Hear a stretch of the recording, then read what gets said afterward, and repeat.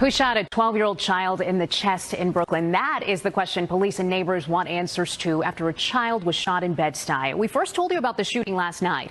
He was shot on Malcolm X Boulevard near a liquor store. News 4's Phil Lipoff is live in Bed-Stuy with the new information. And Phil, first off, how's that child doing?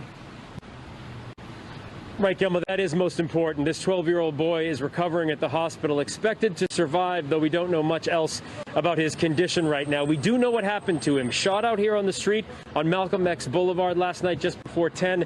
This liquor store behind me is where he stumbled to find shelter after he was shot. But you just heard the pop, pop, pop, pop, pop, as usual, and then you heard the sirens. Elizabeth Briggs was about to go to bed last night just before 10 when she heard the shots.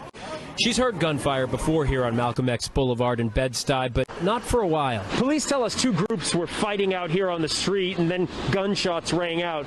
A 12-year-old who was walking by got hit in the chest. He was able to go to the nearest business, this liquor store. He walked inside and asked the owner to call 911. He went to the store calling for help. Were you here? I was inside, yes. What did you see?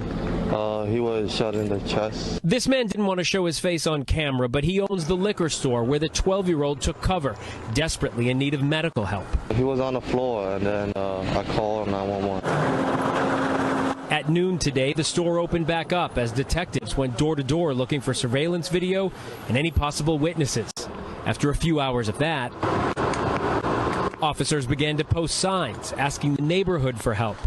The 12-year-old is in the hospital recovering. I hope everything will be okay. Expected to survive after taking a bullet to the chest. For Briggs, out for a walk with little Savannah, that's a relief. Your heart goes out, yes, because I have grandchildren. No mother, no father, no parent want to hear that from anyone, any loved one, let alone a child. Absolutely. And once again, that 12-year-old is expected to survive, though we don't know much else about his condition right now. Police are still trying to figure out whether or not he was the intended target. They just don't know right now, so they're asking everybody in this neighborhood, anybody who saw something last night just before 10 out here on Malcolm X Boulevard, to give them a call. We're live in Bed-Stuy. Phil Lipoff, News 4 New York.